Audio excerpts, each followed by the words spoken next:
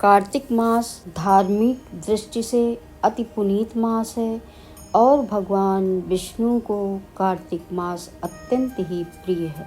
ये चातुर्य मास का अंतिम मास है। कार्तिक मास में ही देवोत्थान एकादशी में भगवान अपनी योग निद्रा से जागते हैं और तभी से सारे मांगलिक कार्य भी प्रारंभ हो जाते हैं। कार्तिक मास में अनेक पर्व त्योहार भी पड़ते हैं, जिससे इसका महत्व और भी अधिक बढ़ जाता है। आइए हम चलते हैं कार्तिक मास महात्म्य को जानने। तो एक बार की बात है कि नैमिषारण्य तीर्थ में श्री सूत जी 88,000 सनकादिक ऋषियों से कहा कि अब मैं आपको कार्तिक मास की कथा विस्तार पूर्वक सुनाता हूँ, जिसका श्रवण करने से मनुष्य के सभी पाप नष्ट हो जाते हैं और अंत समय में वैकुंठ धाम की प्राप्ति होती है। सूत जी ने कहा, जब देवर्षि नारद श्री कृष्ण जी से मंत्रणा करके चले गए, तब हर्ष से गदगद होकर सत्यभामा ने अपने पति श्री कृष्ण जी से कहा, हे स्वामिन, मैं धन्य हूँ, मेरा सफल जीवन धन्य है। मैं अपने को कृतकृत्य समझती हूँ। मेरे जन्मदाता वे माता पिता भी धन्य हैं, क्योंकि उन्होंने निसंदेह त्रिलोक सुंदरी मुझ सत्यभामा को जन्म दिया है। इस सुंदरता का ही प्रभाव है कि आपकी 16,000 स्त्रियों के रहते हुए भी मैं आपको विशेष प्रिय हूँ। केवल इसी के लिए मैंने कल्प वृक्ष के साथ आदि पुरुष आपको विधि पूर्वक संकल्प कर नारद के लिए उस समय समर्पित कर दिया था, जब संसार के लोग कल्प वृक्ष का नाम तक नहीं जानते थे। वही कल्प वृक्ष उस समय से मेरे आंगन में लगा हुआ है।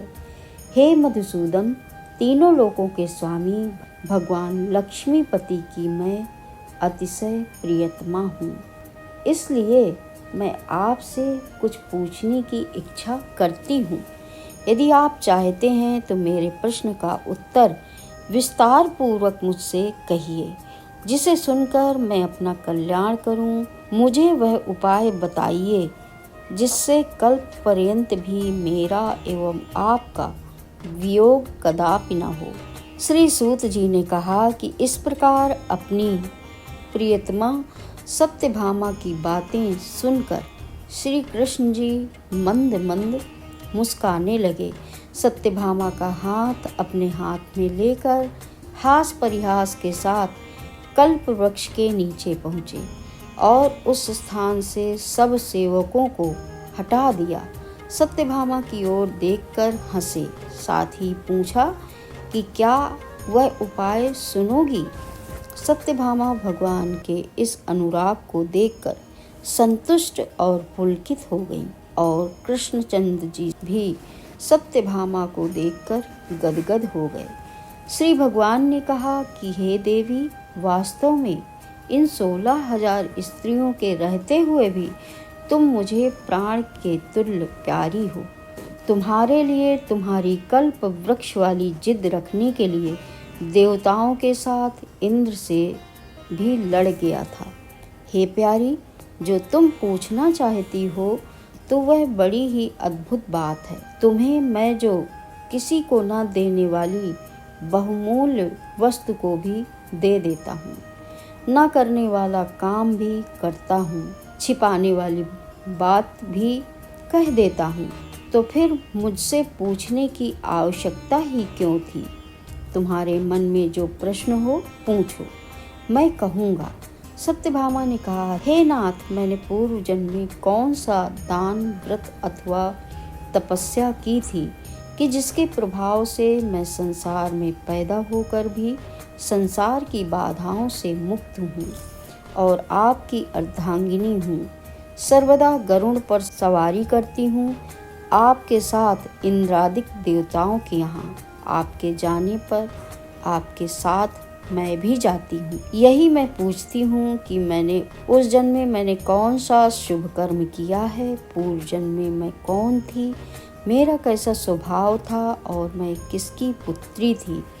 श्री कृष्णचंद्र जी ने कहा, हे प्रिय, तुम सावधान होकर सुनो। मैं तुम्हारे पूर्व जन्म की कथा कहता हूँ। उस जन्म में तुमने जिस पवित्र व्रत को किया था सो बतलाता हूँ। जबकि सतयुग का अंत हो रहा था, उस समय मायापुरी में एक अत्रि गोत्र वाला देव शर्मा नामक ब्राह्मण निवास करता था।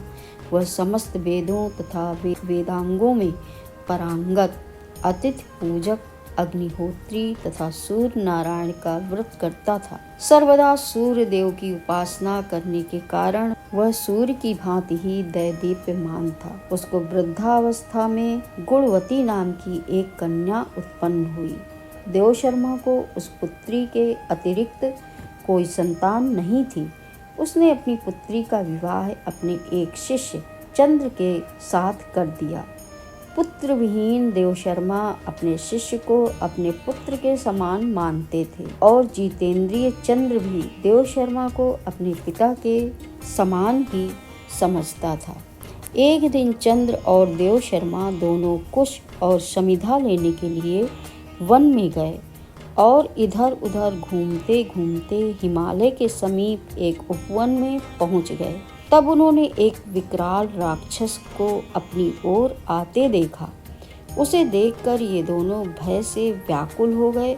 शरीर के अंग शिथिल हो गए और वे भागने में असमर्थ हो गए। यम स्वरूप उस राक्षस ने उन दोनों को मार डाला। हमारे गणों ने उस क्षेत्र के प्रभाव और उन दोनों के धार्मिक स्वभाव के कारण उन दोनों को वैकुंठ धाम पहुंचाया। जीवन भर उन दोनों ने जो सूर्यदेव आराधना की थी, उसी से मैं उन पर बहुत प्रसन्न था।